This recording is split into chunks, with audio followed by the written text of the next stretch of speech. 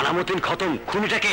Sir, কারা খুনি আমরা এখনো চিহ্নিত করতে পারিনি, তবে বাড়িওয়ালার কাছে জানতে পেরেছি যে কানামতিনকে খুন করেছে সে ওই পানওয়ালির বস্তিতে থাকে। এইদিকে কই যাও? কেন, আমার ঘরে? চলো, আজকের এই চাঁদনি রাতে তোমার সাথে একা একা বসা একটু ভালো মন্দ কথা বলি।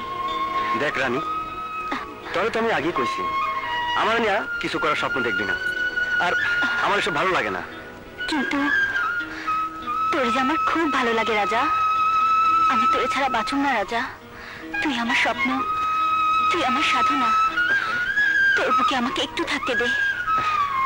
কিন্তু রানী, আমার মতো একজন ছন্ন ছাড়া এতিম মানুষ দুনিয়া যার আপন বলতে কেউ বাইসা নাই, তারে নিয়ে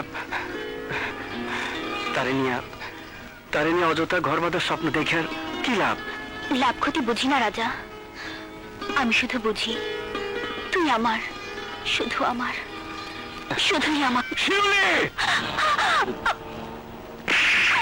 তোর এত বড় সাহস, আমার বাড়িতে ঢুকে আমার বোনের সাথে তুই প্রেম করছিস?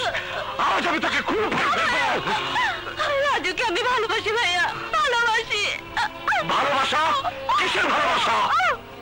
হ্যাঁ ভাইয়া, সত্যি আমি শিউলিকে ভালোবাসি।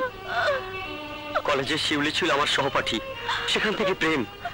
কিন্তু এতদিন আপনার ভয়ে সে মুখ খুলেনি। নাম কি তোমার? রাজু খান। বাবার নাম? বাবা আমার অনেক আগে মারা গেছেন। আমার এক দূর সম্পর্কে ফুপুর কাছে আমি মানুষ হয়েছি। বংশ পরিচয়হীন একটা ছেলের সাথে আমার বোনের প্রেম আমি কোনোদিন মেনে নেব না। বের হয়ে যাও আমার বাড়ি থেকে, বের হয়ে যাও। রাজুকে আমি ভালোবাসি ভাইয়া, আমাকে ছাড়া আমি বাঁচবো না। শিউলি, ভাইয়া, রাজুকে না পেলে আমি মরে যাব। ভালোবাসার জন্য মরতে পারবি? হ্যাঁ, বেশ।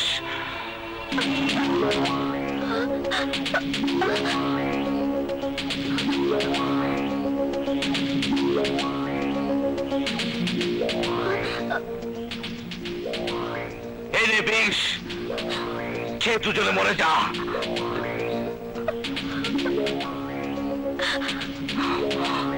বেশ ভাইয়া, এই যদি আপনার আদেশ হয় তবে সে আদেশ আমরা মাথা পেতে নেব।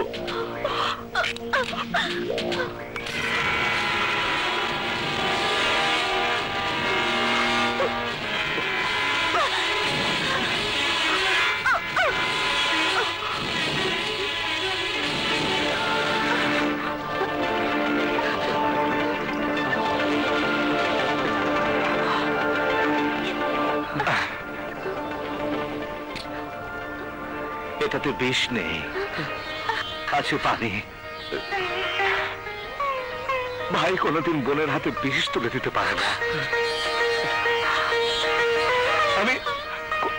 আমি কষ্টি পাথরে যাচাই করে নিলাম তোদের ভালোবাসা কতটুকু খাঁটি। হ্যাঁ, আমি তোদের ভালোবাসার কাছে হেরে গেছি। আয় আমার বুকে আয়। আমি আগামীকালই তোদের দুজনে বিয়ে